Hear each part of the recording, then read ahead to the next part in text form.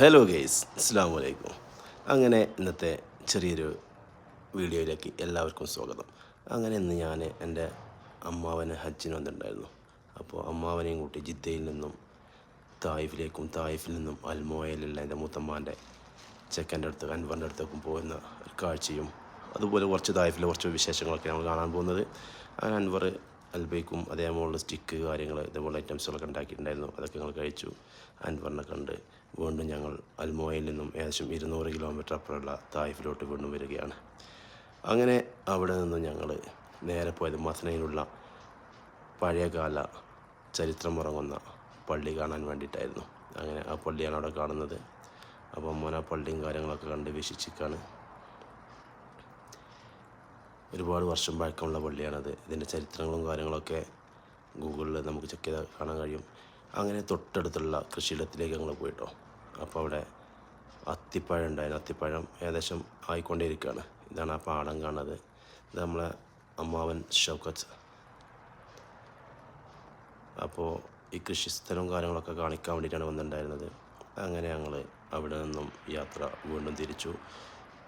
തായിഫിൽ നിന്നും ഏകദേശം 80 കിലോമീറ്റർ അപ്പുറമുള്ള ബനു സായിദ് എന്ന കൊച്ചു ഗ്രാമത്തിലേക്കാണ് നമ്മളിപ്പോൾ പോയിക്കൊണ്ടിരിക്കുന്നത്. അപ്പോഴാണ് അവിടെ നമുക്ക് കാണാൻ കഴിയും ലോകത്തിലെ ഏറ്റവും വലിയ റാന്തൽ സ്ഥിതി ചെയ്യുന്നത് ഇവിടെ കേട്ടോ.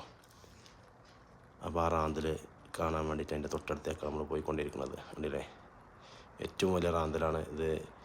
മഗ്‌രിബിക്ക് ശേഷം ഇത് വെളിച്ചം കത്തും. അങ്ങനെ അവിടെ നിന്ന് നമ്മൾ യാത്ര വീണ്ടും മുന്നോട്ട് പോയിക്കൊണ്ടിരിക്കുകയാണ്.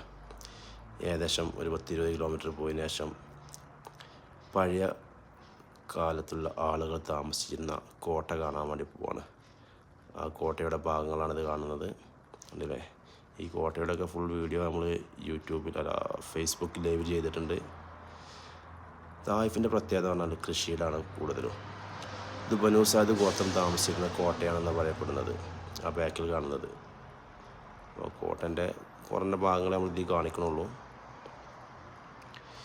അതിനുശേഷം ഏറ്റവും പ്രിയപ്പെട്ട റാസൽ മന്തി കഴിക്കാൻ വേണ്ടിയിട്ട് ഞങ്ങൾ തായിഫിലെ ഒരു പുരാതന ഹോട്ടലുണ്ട് അവിടെ, പഴയ ഹോട്ടൽ. അതിൽ പോയിട്ട് ആടിൻ്റെ തലയും സൂപ്പും കഴിക്കാൻ വേണ്ടി പോവാണ്. അങ്ങനെ നമ്മൾ അമ്മാവന് ജീവിതത്തിൽ ആദ്യമായിട്ട് ആടിൻ്റെ തല കൊണ്ടുണ്ടാക്കിയ മന്തിയും ആട് സൂപ്പും കഴിച്ചിട്ടുണ്ട്. അവൻ ഇഷ്ടപ്പെട്ടു എന്ന് പറഞ്ഞു കേട്ടോ. അപ്പോൾ ഇതൊക്കെ തന്നെ ഉള്ളൂ ചെറിയ വ്ളോഗ്. അപ്പോൾ അമ്മോന് സൗദിയിൽ വന്ന് തായിഫൊക്കെ വിസിറ്റ് ചെയ്ത ആ ഒരു ചെറിയ വ്ളോഗായിരുന്നത്.